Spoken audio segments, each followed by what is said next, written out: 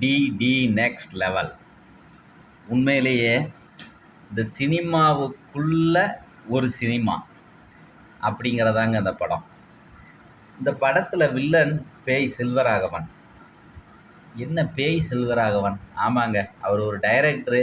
அவர் எடுக்கிற படத்தை இந்த திரை விமர்சனம் பண்ணுறவங்க விமர்சனம் பண்ணுறதுல எல்லாம் மைனஸாக சொல்லி ஓட விடாமல் பண்ணிடுறாங்க. அப்போ நான் ஒரு படம் எவ்வளோ கஷ்டப்பட்டு எடுக்கிறேன், எவ்வளோ செலவு பண்ணி எடுக்கிறேன், எவ்வளவு உழைப்பை போடுறேன், ஆனால் நீங்கள் ரேஸாக அதை சோழியை முடிச்சிடுறீங்க படத்தை அப்படின்னு சொல்லி அவர் பேயாகி அவங்களெல்லாம் கூப்பிட்டு வச்சு கொள்கிறது தான் படத்தோட கதை. இந்த படத்தில் சந்தானம் ஒரு யூடியூப் சேனல் வச்சுருக்காரு. அந்த சேனல் பேர் கிஷா 47. அப்போ அவருக்கு ஒரு அம்மா இருக்காங்க, ஒரு தங்கச்சி இருக்காங்க. ரொம்ப அம்மா ஹவுஸ் ஒய்ஃபு, சாதாரணமாக இருப்பாங்க. தங்கச்சி ஒரு தூங்கு மூஞ்சி. வழக்கம் போல் அவங்க அப்பா வீட்டுக்கு உதவாத பிள்ளை அப்படின்னு திட்டுறது அவரோட வழக்கம். அந்த வகையில் வெட்டிப்பைய யூடியூப்பை வச்சு சுற்றிக்கிட்டு இருக்கிறான். ஊரெல்லாம் கெட்ட பேர். சொந்தமாக ஒரு ஜட்டி வாங்க மாட்டான், வாங்குற அளவு காசு இருக்காது. அப்படின்னு சொல்லும்போது ஜட்டியை கழட்டி மூஞ்சில் அடிக்கக்கூடிய பையன்தான் சந்தானம். அப்போ அவருக்கு ஒரு லவ்வர் ஒருத்தங்க இருக்காங்க. அந்த லவ்வர் பார்த்திங்கன்னா அவங்க நல்ல பார்க்குறதுக்கு அம்சமாக இருக்கிறாங்க.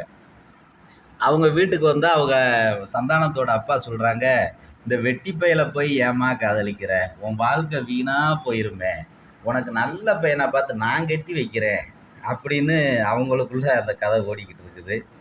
இப்படி இருக்க சூழ்நிலையில் நம்ம பேய் செல்வராகவன் கண்ணில் நம்ம ஆள் படுறாரு சந்தானம். அவர் வீட்டுக்கு ஒரு பார்சல் வருது. நான் அந்த மாதிரி ஒரு படம் எடுத்துருக்குறோம், நீங்கள் அந்த ஷோவை பாருங்கள், ஃபேமிலியாக வாங்க, பார்த்துட்டு விமர்சனம் பண்ணணும் அப்படின்னு சொல்லி இன்வைட் பண்ணுறாங்க. நல்ல ஒரு பார்சலில் குடும்பத்துக்கான டிக்கெட்லாம் வந்திருக்கு. சரின்னு சந்தானம் அந்த இடத்துக்கு போகிறாரு. போய் பார்த்தா அங்கே தியேட்டரே இல்லை, இடிஞ்ச கட்டடம் தான் இருக்குது.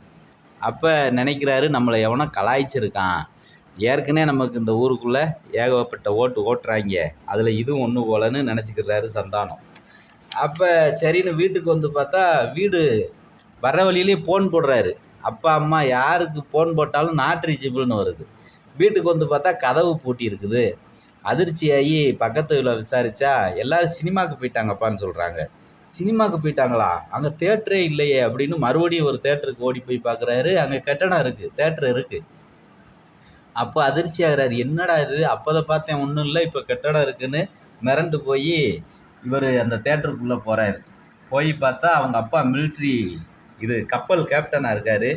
அவங்க அம்மா கேப்டன் பொண்டாட்டி மாடர்ன் ட்ரெஸ்ஸில் இருக்கிறாங்க.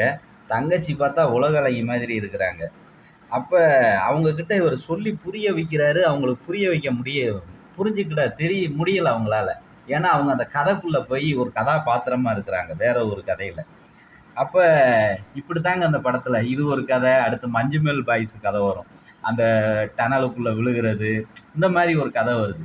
இப்படி நேரத்தில் நம்ம மொட்டை ராஜேந்திரன் அவங்களோட காமெடி இதெல்லாம் ரொம்ப அருமையாக இருக்கும் பார்க்குறதுக்கு. அதே மாதிரி ஹீரோயின் அந்த கீர்த்திகா திவாரி அவங்க ஒரு சில சீன் போகிறாங்க. நிழல்கள் ரவி, கஸ்தூரி அவங்க அம்மா, கௌதம் மேனன் இவங்கெல்லாம் போகிறாங்க. பெரிய அளவில் சொல்ல முடியாது. இப்போ இந்த படம் பொதுவாக நம்ம போய் உக்காடுறப்போ சந்தானத்தோட படம்னு ரொம்ப எதிர்பார்ப்போடு தான் போய் உக்காந்தோம்.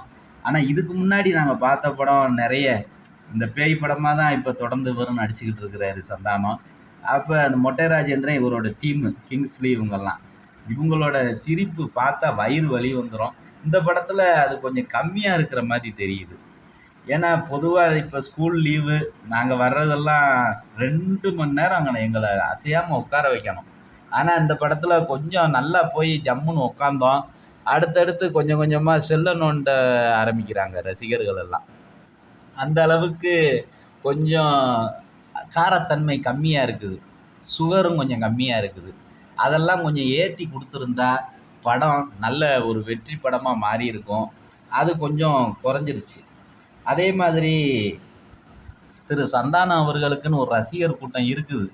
ஏன்னா கவுண்டமணிக்கு அப்புறம் ரொம்ப அப்படி பேச்சு திறமை இது எல்லாமே அவருக்கு தான் இருக்குது. அந்த திறமையை அவர் ஹீரோவாகும்போது அது வெளியே வர்றதுக்கு தடைப்படுதுன்னு நினைக்கிறோம் நாங்கள். அந்த அவரோட திறமைகள் முழுசாக வெளிப்பட்டுச்சுன்னா நல்ல ஒரு படங்களில் நம்மளால் பார்க்க முடியும்.